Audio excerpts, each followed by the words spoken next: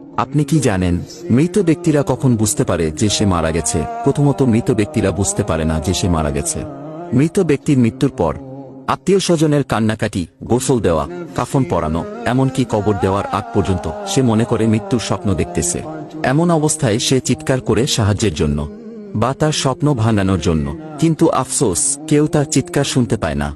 যখন সবাই তাকে দাফন করে চলে যায় তখন মৃত ব্যক্তি একা হয়ে যায়। ঠিক তখনই মহান আল্লাহ তাআলা তার আত্মাকে পুনরায় তার দেহের মধ্যে ফিরিয়ে দেন। প্রথমত মৃত ব্যক্তি এটি ভেবে নেয় যে হয়তো তার খারাপ স্বপ্ন শেষ এবং সে ঘুম থেকে জেগে উঠেছে, তাই সে আল্লাহর কাছে কৃতজ্ঞতা প্রকাশ করে। এরপর সে তার শরীর স্পর্শ করতে থাকে যা কিনা সবেমাত্র দাফন করা হয়েছে। তখন সে বলতে থাকে, আমার শার্ট কোথায়, আমার প্যান্ট কোথায়, আমি সাদা কাপড়ে মোড়ানো কেন, এখানে এত অন্ধকার কেন, এখানে এত ময়লা মাটির গন্ধ কেন? তখন সে আস্তে আস্তে বুঝতে পারে যে সে সত্যিই মারা গেছে। আপনি কি জানেন যখন কোনো মানুষ মারা যায় তখন তার কবরে কি ঘটে? মানুষ মারা যাওয়ার পর যখন তাকে দাফন করে সকলে চলে যায় তখন মৃত ব্যক্তি তাদের পায়ের আওয়াজ শুনতে পায়। তখন মহান আল্লাহ তাআলা পুনরায় তার দেহের মধ্যে আত্মা ফিরিয়ে দেন।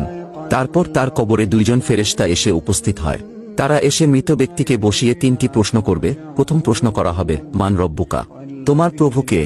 মৃত ব্যক্তি ঈমানদার হলে বলবে, রব্বি আল্লাহ, আমার প্রভু আল্লাহ। তারপর দ্বিতীয় প্রশ্ন করা হবে, মান দিনুকা, তোমার ধর্ম কি?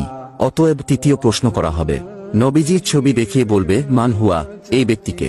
মৃত ব্যক্তি শেষ নবীর উম্মত হলে বলবে, ইনি হলেন আমাদের শেষ নবী হযরত মুহাম্মদ সাল্লাল্লাহু আলাইহি ওয়াসাল্লাম। তখন ফেরেশতারা বলবে, তুমি সফলকাম, তোমার জন্য রয়েছে চিরসুখের জান্নাত, যেখানে তুমি অনন্তকাল বসবাস করবে। যদি তুমি প্রশ্নগুলোর উত্তর না দিতে পারতে তোমাকে আগুনের গর্তে নিক্ষেপ করা হতো, সেখানে তুমি অনন্তকাল জ্বলতে। আপনি জানেন কি মৃত্যুর 40 দিন আগে কি হয়? যখন মানুষের জীবনের শেষ 40 দিন বাকি থাকে তখন তার সাথে কি ঘটে? আল্লাহ তাআলা তার পবিত্র আরশের নিচে একটি বৃক্ষ সৃষ্টি করেছিলেন। আল্লাহর যতগুলো মাখলুকাত আছে এবং যেগুলোতে জীবন দেওয়া আছে তার প্রত্যেকটির হায়াত এই গাছে ঝুলন্ত রয়েছে। যখন কোনো মানুষের জীবনের শেষ 40 দিন বাকি থাকে তখন সেই গাছ থেকে একটি পাতা ছুটে আসে মালাকুল মাউত আজরাইল আলাইহি ওয়াসাল্লামের কাছে। সে পাতায় তার নাম, তার পিতার নাম এবং তার মাতার নাম, এমনকি তার বংশের নাম পর্যন্ত লেখা থাকে।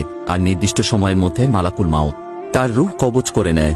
যেদিন এই গাছ থেকে পাতা ছিঁড়ে মালাকুল মাউতের কাছে এসে পৌঁছায় সেই দিনই তাকে আল্লাহর আরশের নিচে মৃত ঘোষণা করা হয়।